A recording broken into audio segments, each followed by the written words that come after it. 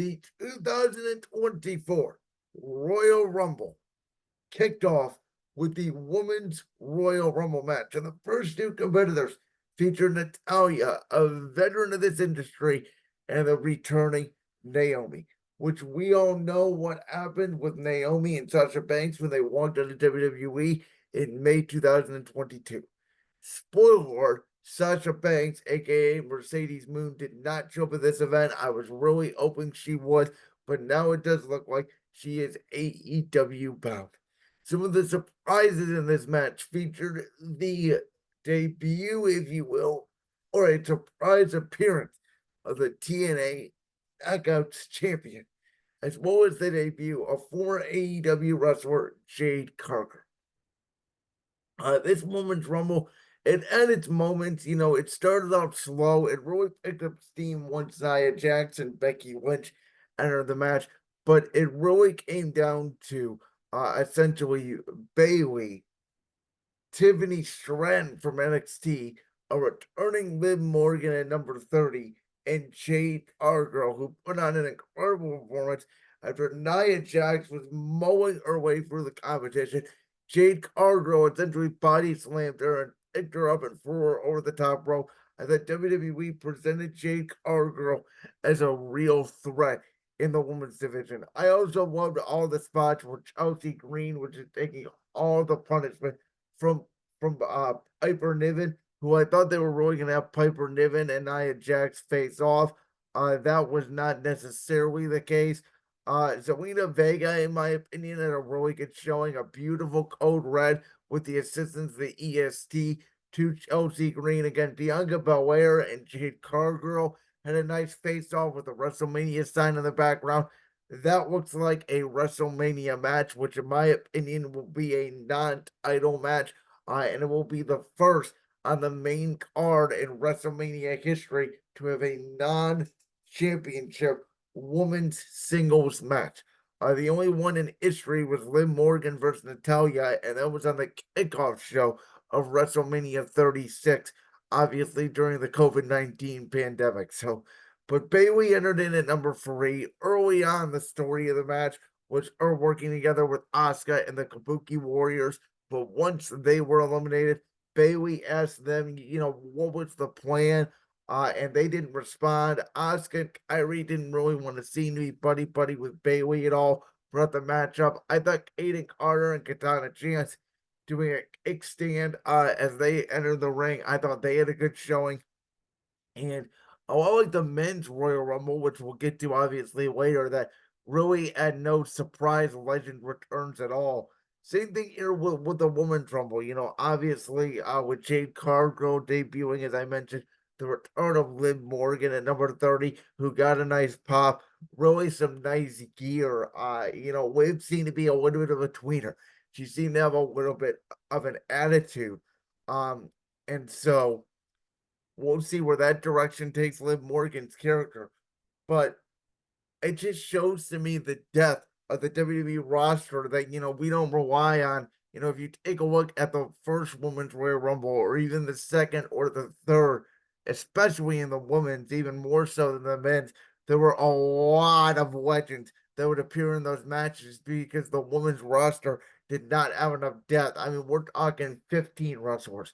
And I think WWE, pretty much threw 26 of their original woman out there, if you will.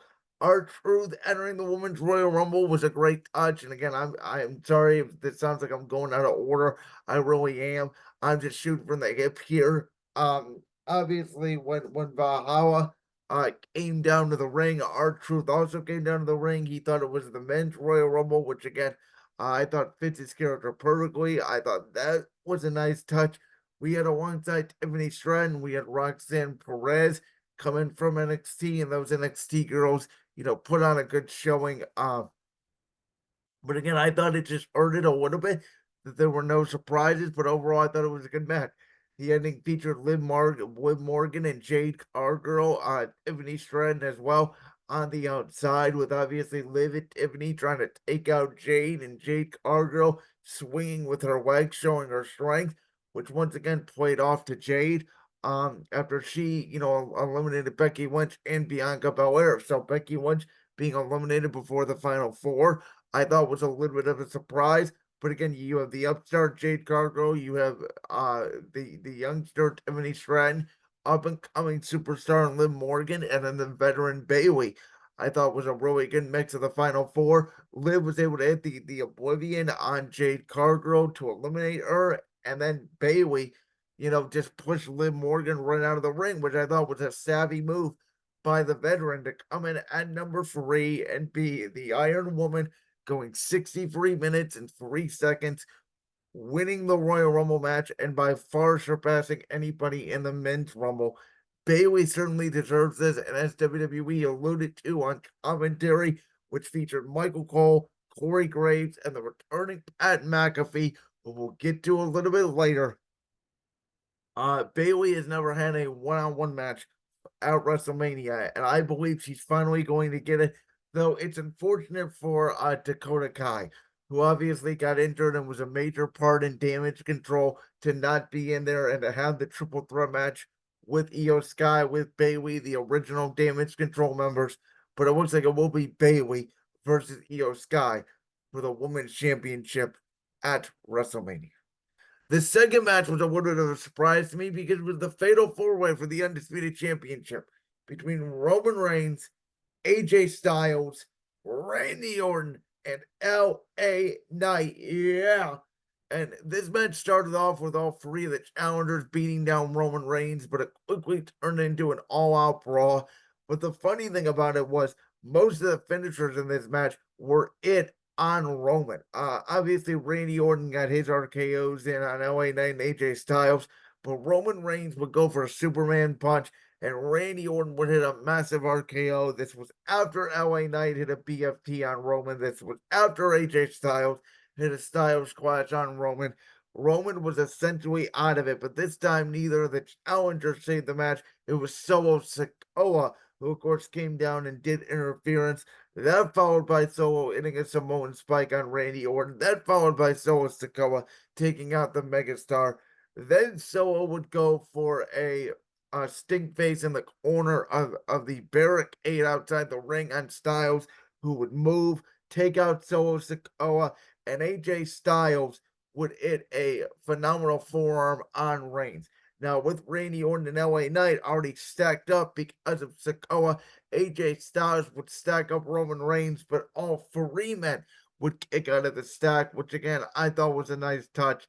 This would eventually lead to Roman Reigns spearing AJ Styles and retaining the Undisputed Universal Championship. Not a lot of weapons were used outside of a chair by AJ Styles. There was a few good spots on the announce table early on in the match.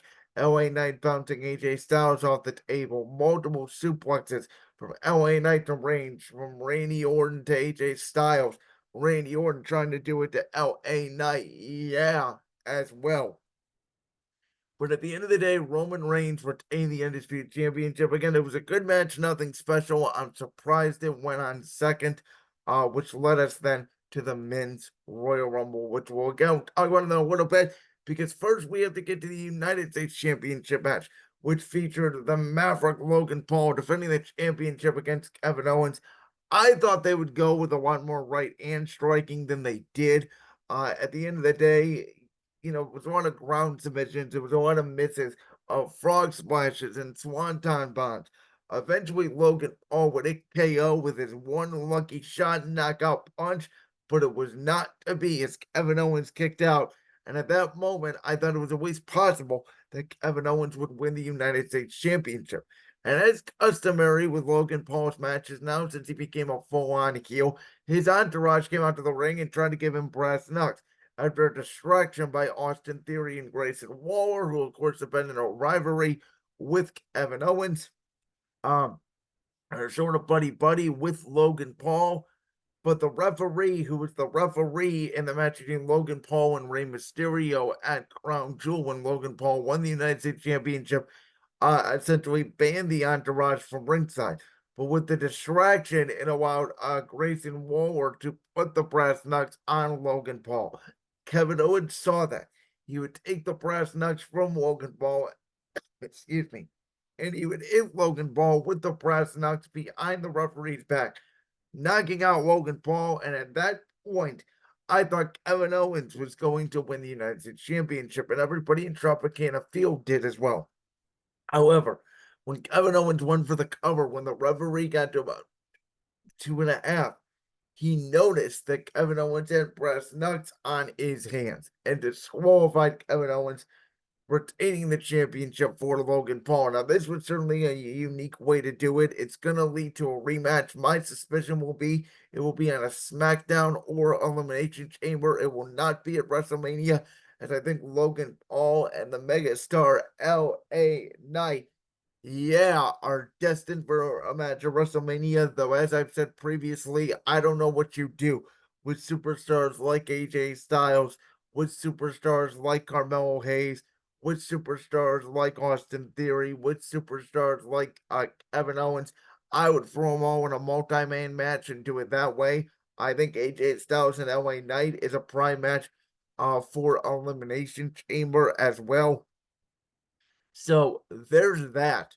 Um, but I thought it was a unique way to do it. Again, for WWE referees to finally have common sense is something we do not have in WWE very often. Though I thought the referee almost assumed that that was the way Kevin Owens won the matchup, was he used the brass knucks. He didn't necessarily have to use the brass knucks.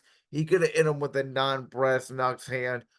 So that was my only bothersome with it. But it's a way for Logan Paul to cheat and survive and win the United States Championship, which is his character.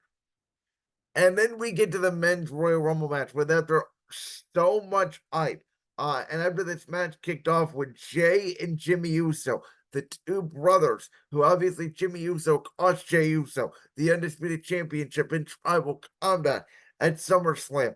Jay Uso, who quit on the following SmackDown. Then Cody Rhodes used his bargaining power to get Jay Uso to Monday Night Raw. Now, Yeet go face to face with No Yeet, and they had a good little one-on-one match. And then obviously it broke down when number 3 entered the ring and Grayson Waller. And I thought it was interesting that Jay Uso, or excuse me, Jimmy Uso would use, different alliances throughout the match, whether it was Grayson Waller or a Karrion Kross like, to go after Jey Uso, but they never really interacted with eliminating each other.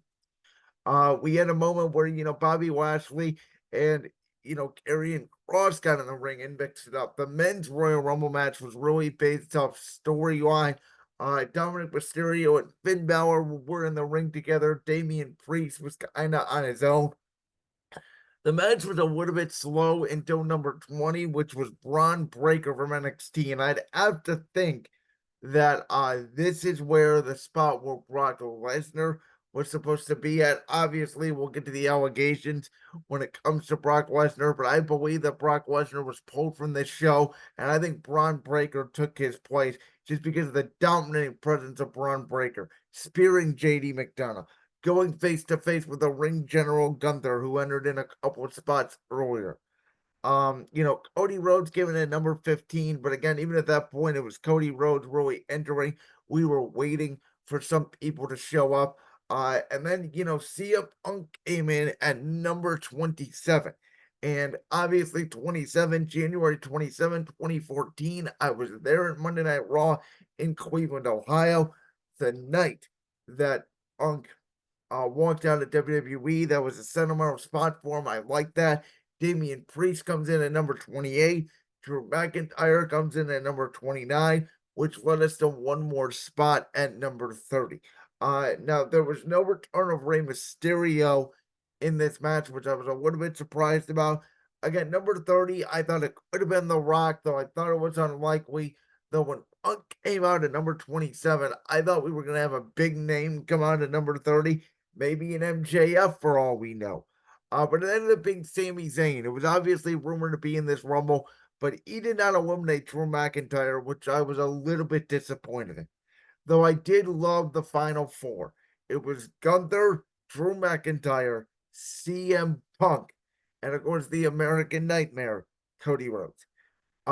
First, Drew McIntyre would go out via CM Punk.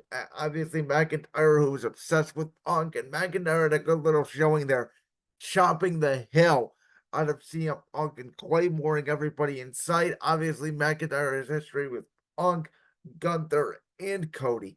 McIntyre, excuse me, would go out via CM Punk, and that Cody Rhodes would drag Gunther over the top rope and knock him out, leading to Cody Rhodes versus CM Punk after that incredible face-off that they had on Monday Night Raw.